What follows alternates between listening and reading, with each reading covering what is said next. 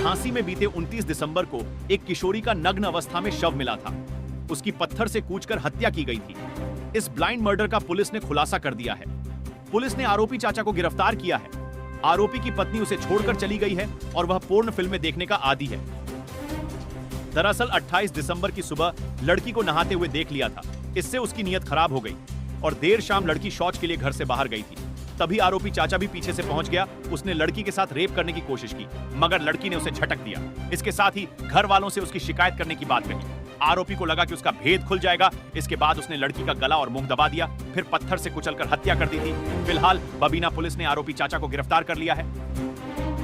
बबीना थाना क्षेत्र में 29/12/2023 की सुबह में एक किशोरी की डेड बॉडी मिलने की सूचना मिली थी।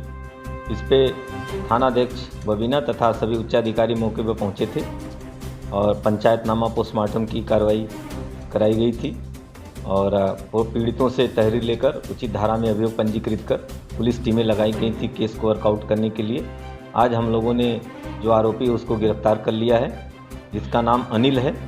करीब उम्र इसकी 37 साल है। ये जो मृतका है उसका चाचा है।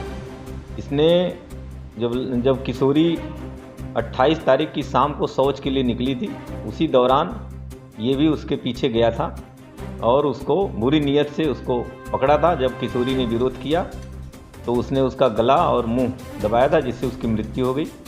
मृत्यु के बाद उसने पत्थर से भी उस पर हमला किया था, जिससे उसके सर में भी चोटें आई थी।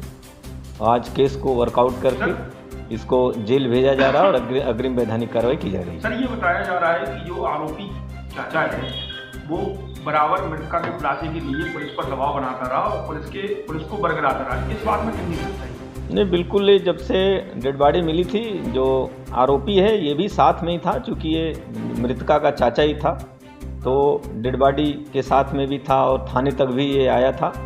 जब हम लोग सभी संदिग्धों की लिस्ट बनाए तो उसमें इसका भी नाम हम लोगों ने रखा था, क्योंकि इसकी जो एक्टिविटी थी उसको हम लोग वॉच कर रहे थे तथा इसके जो मोबाइल्स थे, इसके अलावा अन्य जो संदिग्ध थे उनके भी मोबाइलों को हम लोगों ने देखा था।